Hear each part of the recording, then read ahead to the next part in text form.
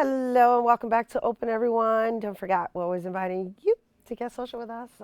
That's right, at BronxNet TV, and tweet me too while you're there at Rhina Valentine.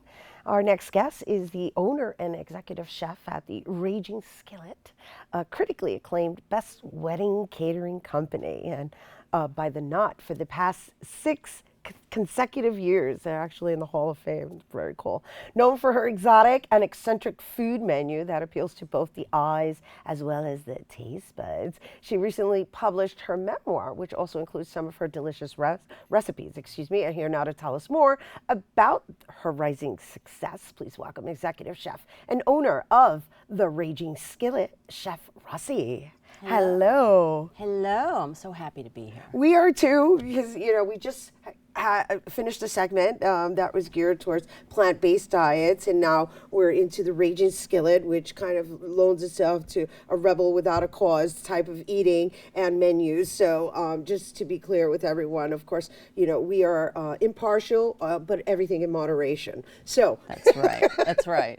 Let's talk a little bit about the Raging Skillet. But, can we start a little bit, share a little bit about your background? Because I find your upcoming story really, really fascinating.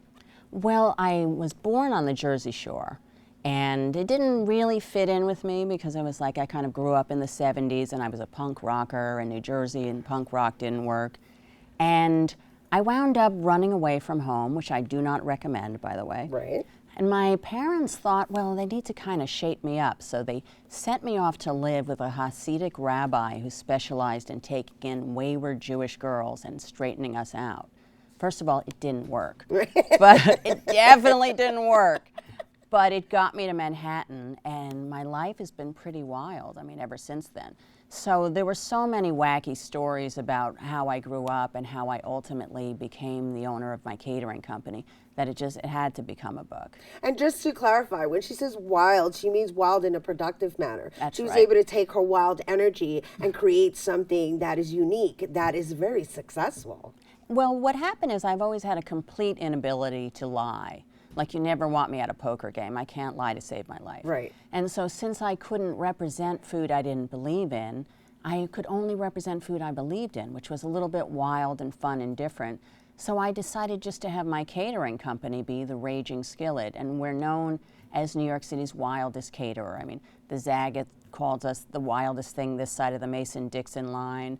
The New York Times called us a new breed of rebel anti-caterer. I like that one. I like that one, too. I like that one, too. It suits you. It suits you. I had a ball going through your website and looking at your dishes. The combinations that you come up with, I'm just curious, like, how are they even inspired? Well, my culinary background is very odd because I was sort of an odd combination of Jewish and white trash, and those two don't go together very often. Interesting. So I don't know. I'm probably the only person you're ever going to meet who can honestly say I've had kishka and grits. So I love to make odd combinations. Like, a recipe in the book is for a Snickers potato chip and marshmallow casserole. Right. No, I just wanted you to look at the images that we're showing so that you can share some of that too. That's my corn-crusted halibut with the chili threads. The chili threads are gorgeous. I'm telling you, everything I saw on your website looked absolutely delicious. And so prior to that, they had showed a pair. Oh, what are we looking at now?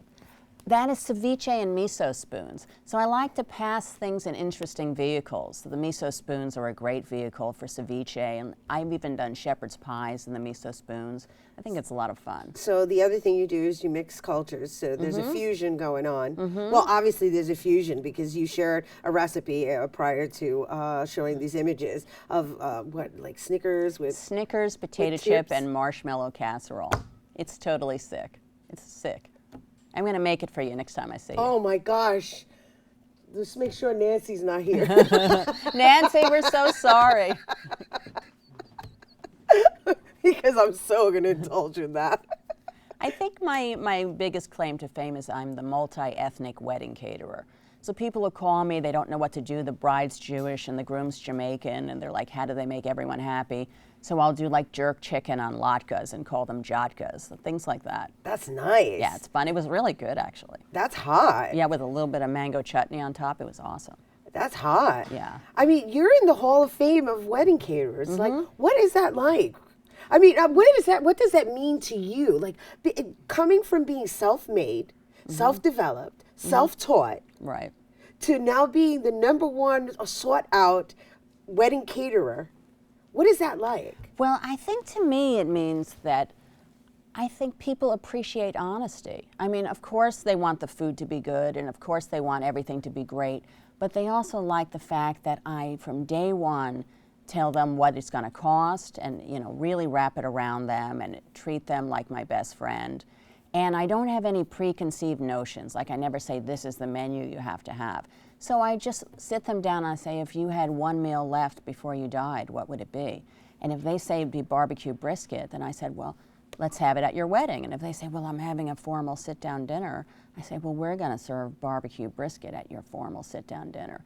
You know, why not have fun? Yeah, and you make it really pretty too. So you Sure. definitely make your presentation. Sure, absolutely. So, in this book, The Raging Skillet, The True Story of Chef Rossi, I'm assuming there's recipes, so you're actually giving away some of your secrets? Well, what I do is every chapter in the book, I try to give a couple of recipes relevant to it. So like the Snickers potato chip marshmallow one. Oh my gosh, just the sound of that. That's early in the book because I wrote that one from a recipe I did when I was 13 years old. And it was funny enough, we were recipe testing for the book and I thought, well, this is going to be horrible. I mean, something I did when I was 13. It was so good that we put it on the menu. I just served it for 150 people in Brooklyn yesterday. Just loved it. You have a really interesting resume of, or what would we say? Portfolio of clients. Right. Can we name some of them? Because it's just Well, very fascinating, the variations. My #1 client I've ever had is also my favorite catering moment of my life. And that's when I was hired by the Vagina Monologues to cater an all-star cast, Oprah, Whoopi Goldberg, Glenn Close, Susan Sarandon. And so I was asked to feed basically 2,000 celebrities and VIPs, but they wanted me to do all the food anatomically correct. And I said, boy, did you come to the right place, I have to say, because nobody could pull that off but me. I was doing lots of oval croutons with Korean barbecue beef down the center. You just use your imagination. No, my gosh, I wish we had images. I should have images of that one. I might get censored, I don't know. I mean, it's a clinical term. Right. The doctors use it. That's right.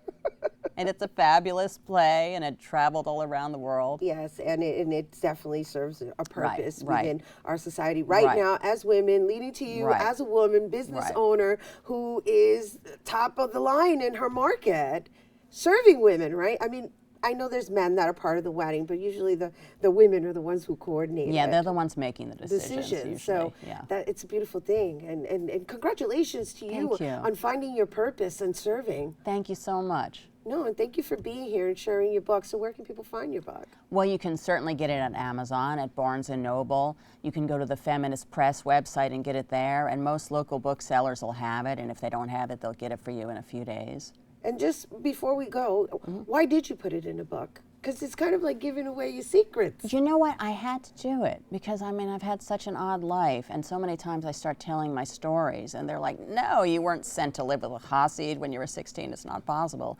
And I'm like, I'm going to write a book, so as my way to put it out there.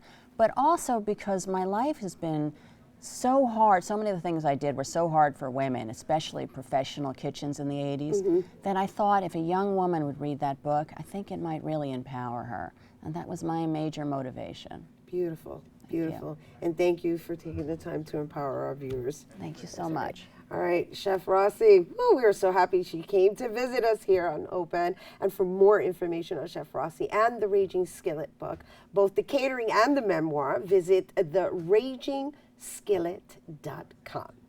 All right, we're taking a quick break, but don't go anywhere. Bobby C's Weekly Sports Roundup is coming up next.